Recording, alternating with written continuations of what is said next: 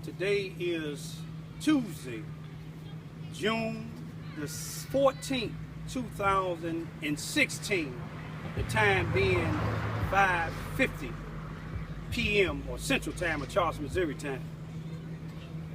Today I am thinking about what happened 4 years ago here in Charleston, Missouri with my then 5-year-old daughter who was in kindergarten in the Charleston R1 school district here in Charleston, Missouri in the elementary school.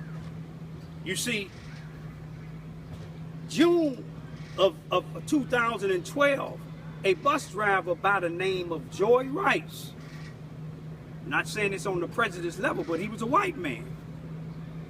He was left alone with my 5-year-old on a school bus for 20 minutes or more. He endangered my child. He frightened my child to the fact that still today, 4 years later, she's seeing a child psychologist. Not because the school recommended or the police department recommended, they didn't care. I allowed them to see her. And if it wasn't anything wrong, this psychologist wouldn't have continued to see my daughter because there's other events that happened. But reason why I'm saying it today is because Joy Rice did this to my child on the school bus, endangered her. Everybody that don't know the story, she was sent to the bus along with him when she got out of school at 2:40. She supposed to went to the office of the school until her other sister, who was in first grade, got out of school at 3 o'clock. I signed a contract with the director of transportations for the school, who works for the school district, Charleston R1 school district, Irvin Johnson. He was allowed to retire this year, but I know he don't have a good conscience because he lied to a administration that President Obama's them sent down from the Department of Education Civil Rights Division, the United States Department of Education Civil Rights Division out of Kansas City, Missouri. But see, on the 14th, around this time, Joy Rice, he did this to my child on the 1st of February of 2012. School ended May of 2012, but he was still allowed to work on the school bus until summer school ended in June around this time. Then he left. He fled because I put too much publicity on him. He fled back to his native state, which is Arkansas. He's in Walnut Ridge, Arkansas this very day, working in Walnut Ridge High School. Google him up as an agriculture teacher. Nothing was done to him. I have paperwork scattered in different states that show nothing was done to him. The police resource officer, Brenda Batford, who's a police officer for the Charleston, Missouri R1 school district, she didn't see it fit to even question this man. But yet, this happened to my daughter on the 1st of February of 2012. She didn't talk to my daughter on the 2nd. She didn't talk to my daughter on the 3rd. She didn't talk to my daughter on the 4th, the 5th, but she waited to the 6th, 5 days later, and then took my daughter out of her classroom and took her to the assistant principal office, Frank Ellis' office, to question her. But Frank Ellis questioned her without my presence or permission, just like Brenda Batford did. Frank Ellis questioned her on the 3rd, after I told him about it. They didn't want to hear the story with me and my daughter when she came home to tell me. If she wasn't afraid, she wouldn't have came home and told me what the bus driver did. Look up my YouTube video, Single Father, Something Happened to My Daughter, Can You Help Me? And you will see the story.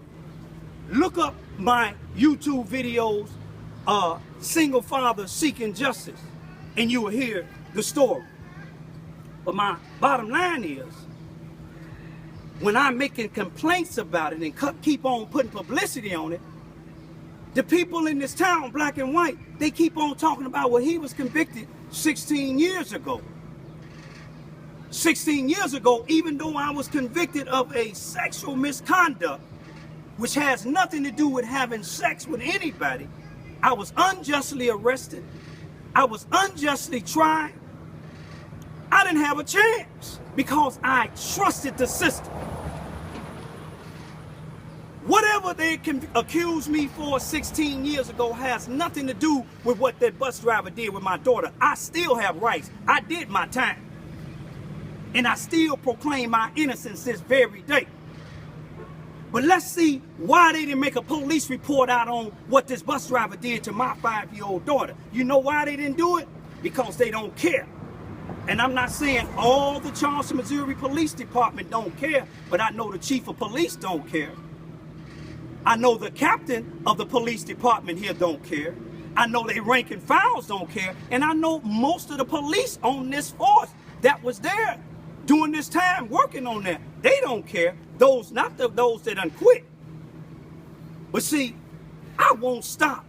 You people talking about you tired of hearing my YouTube videos, don't listen to it. For those of you, I got 100 people that I wouldn't approve or approve their request to be my friends on Facebook, so they follow me. 100 of them. Out of the 100, I don't even think 10 of them are really friends. They following for a reason. Keep on following. I'm not going to block you, but I'm going to keep on speaking up for what happened to my daughter. And not only that, why can't I and my daughters have the same opportunity as these people that accuse me of something? Why can't we have our day in court? This is not 1619. This is 2016. But see, the people in this town, most of them, not all, they're conditioned. It's a norm here. When people do you wrong, you just accept it. Not with me. I won't teach my daughters that. Wrong is wrong no matter what nationality it is. All these people that come to me shaking my hand, laughing and talking, saying, oh man, you're right. But then they go behind your back. They what you call whispers of evil. My neighbor, he can threaten me. I have it on camera. At least they could have got him for public disturbance. He frightened my 2 daughters, but the city council, the city attorney here in Charleston, Missouri, said that I'm not a credible witness. He didn't care about my daughters being afraid enough to go in the house to get backs. He wasn't concerned about my daughters and them so afraid that they told their child psychologist what happened. He's not concerned about that. And the only reason that I can figure that he ain't concerned about that, because they don't like me because I'm exercising my First and 14th Amendment right. I have to do it because God give me that right. And then even though I don't agree with all the laws and amendments to the Constitution, but I believe I have a right to freedom of expression, freedom of speech. I have a freedom to associate with whoever I want to. I have a freedom to peacefully protest. And that's what I'm doing. But let me tell you, even though they arrested me for videoing a man that's supposed to be a program director for children and at the Suzanne Wesley Family Learning Center here in Charleston, Missouri, telling the children that I rape children, told them to run. There's nothing that he can show you, nothing the people that he worked with, nothing all these other people that claim what he said is true. It's nothing that they can show you in document proof that I did what they said I did. But they take me to court. This man was so afraid, he didn't even call the police. But some police here have so much vengeance against me, the police picked up the phone and called him. Something that you never heard of. But anything to silence Raymond Lewis Ivy. I'm not going to plead guilty to anything because I'm not guilty of nothing. If I have to do jail time, so be it. If I have to send my daughters and my dad to my daughter to take care of them, to do jail time, then let me do it. Nelson Mandela did 27 years because he stood on the truth. He was a man. We don't have very many of them here in Charleston, Missouri, black or white. We have males, but we don't have very many men. I'm going to leave you with this here. Frederick Douglass said, it's easier to build up children than to repair broken men. Broken men is something that's broke down like Humpty Dumpty. You can't put him back together again. I will defend my rights.